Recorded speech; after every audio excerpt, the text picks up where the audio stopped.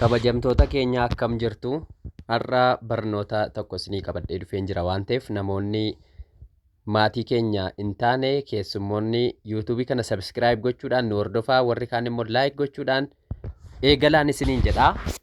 Tiiktookii kamiin fayyadamuu qabna? Fakkeenyaaf miidiyaawwan adda addaatu jira waan ta'eef tiiktookiiwwan aappiiwwan adda addaa jira waan ta'eef kan pileestoorii irraa fayyadamna moo kanuma dura of harkaa qabnu tiiktook muudii fayyadamna moo kamiin fayyadamuu qabna kan jedhuu fi wantoota isinitti mukan haga dhumaatti dhaggeeffachuudhaan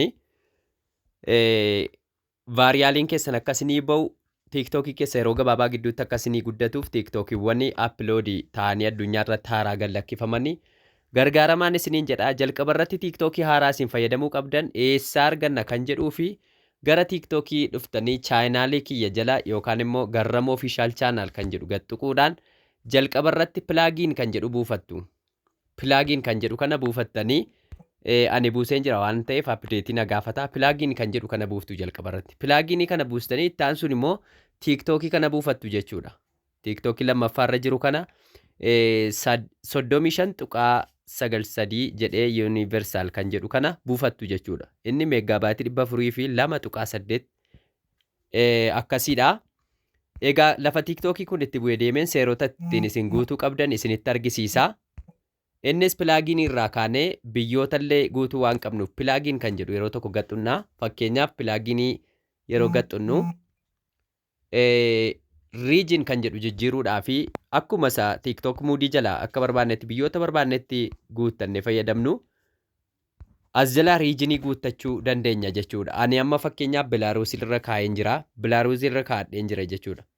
Biyyoota kanarra kaa'adheen jira. Akkuma kana warreen kun ofii isaaniitii hubanamoodha waan ta'eef hin darbinaa. Yeroo xiqqoo ol harkisnee kaanee waan guutamuu qabu addinatti foonti istaayil kan jedhu kana xunna gadi. Foonti istaayilii kana Saan Firaansiskoo kan jedhu irratti ol deeffanna. Akkuma kanallee warroonni kun gugguutamanii jiru waan ta'eef isin gaafachuu dhiisuu danda'a. Bakkuma jirurra haa taa'u rakkoon qabu. Yoo jijjiirama qabaate immoo boollota hafan sana keessatti gugguuttanii fayyadamuullee ni dandeessu jechuudha. Egaa akkuma durii tiiktookii jala seennee cheenji riijiniidhaan jijjiirranna osoo hin taane karaa pilaagiiniiti jechuudha. Seerota nuyi keessaan guutuu qabnu karaa pilaagiiniidha jechuudha. Akkuma kana immoo tiiktookii keessan keessaallee seetingiiwwan sirrachuu qaban yeroo biraa gadi isinii dhiisa waan ta'eef kanaan kan wal qabatu gaaffii yoo qabaattan na gaafachuu dandeessu. Koomentii jala kaa'aa. Mana kana sabskiraayib gochuu hin dagatinaa. Galatooma.